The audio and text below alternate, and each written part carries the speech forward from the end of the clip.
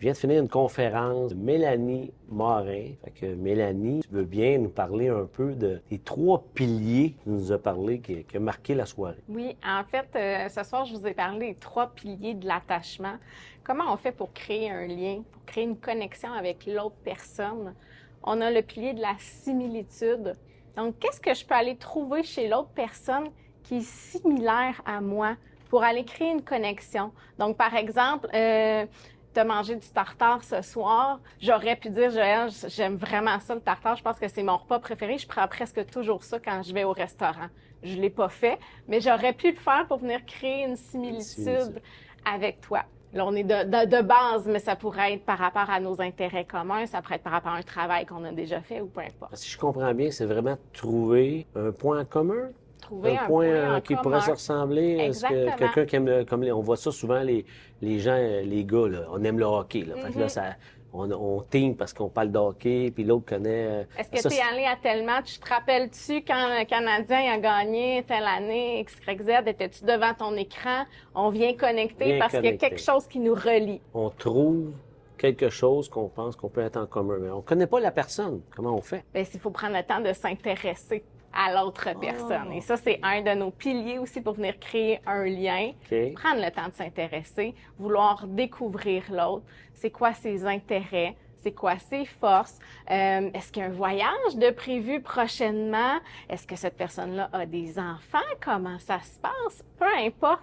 Qu'est-ce que je peux aller chercher chez l'autre personne? Comment je peux, en fait, je veux connecter avec elle, mais en m'intéressant vraiment à la personne. Donc, tu dirais-tu, dans tes 2 premiers piliers qu'on vient de parler, y a-tu un ordre? Parce que si j'écoute ce que tu me dis, c'est qu'il faudrait vraiment s'intéresser au départ, essayer d'analyser un peu la personne, puis en posant des questions, en écoutant, puis là, on trouve un point commun, puis là, on aborde le sujet. Exactement. Quand je prends le temps de m'intéresser, ça me permet d'aller chercher plein d'informations et là, peut-être dire, on a ce point-là en commun. Je vais peut-être pas le nommer tout de suite, mais peut-être que la prochaine fois que je vais voir la personne, je vais lui dire, hey, t'as dit ça l'autre fois? Ben moi aussi, ça m'est arrivé. J'aimerais ça qu'on en jase. Et là, ça peut nous permettre d'arriver sur une discussion. Donc, on peut l'utiliser maintenant, mais on peut l'utiliser plus tard parce que plus on apprend à connaître la personne, plus on va être capable d'aller chercher des points de contact, des points de similitude. Donc, on n'est pas obligé de rentrer en lion, absolument rentrer en contact.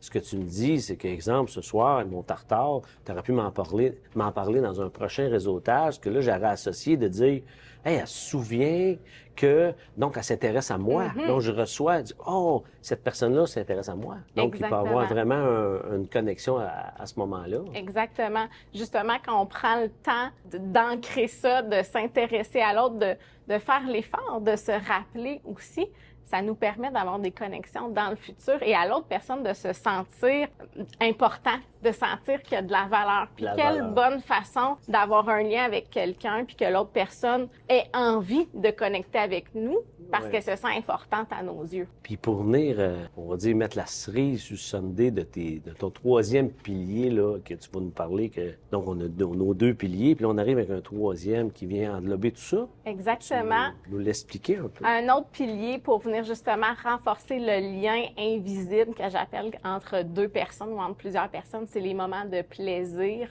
et les surprises. Donc, avec des personnes peut-être que je côtoie un petit peu plus souvent ou peu importe, mais c'est de dire on va faire une activité où on va prendre un temps ensemble pour avoir du plaisir, pour être dans le rire, pour être dans la joie, pour être dans le moment présent. Les surprises aussi, ça peut être de dire, je donnais l'exemple tout à l'heure, vous avez un petit voisin ou une petite voisine avec qui vous avez envie de connecter avec cet enfant-là. Bien, il faisait super chaud aujourd'hui. Ça peut être d'être de connivence avec son parent puis de dire, hey, je vais emmener ton enfant manger une crème glacée aujourd'hui. On lui dira pas, ça va être une surprise.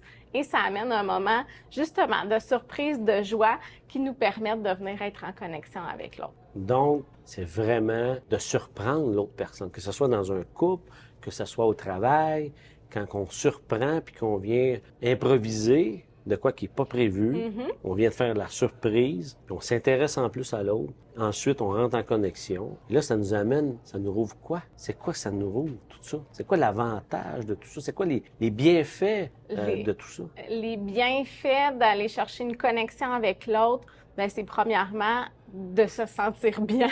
Je vais aller aussi de base avec ça, de se sentir bien, de vivre des connexions, des relations qui sont positives.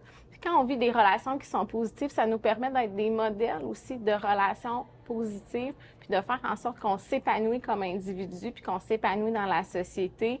Et ça fait un effet de boule de neige, de belles relations et de belles connexions qui grandissent. Si on fait des belles connexions, on s'entoure, on s'enrichit de personnes positives, ça nous ouvre des portes, ça rouvre un paquet d'opportunités. Je me trompe-tu? Tout à fait. Tout à fait. Tout à fait. Ça nous amène à des rencontres improbables, à des opportunités improbables, comme moi, d'être rendue à écrire un livre dans un domaine qui est absolument pas le mien, mais parce que j'ai pris le temps de connecter avec quelqu'un, on a eu des atomes crochus, on a trouvé que, hey, ça serait peut-être le fun de travailler ensemble, puis coudonc, ben, ça nous a amené à cette opportunité-là.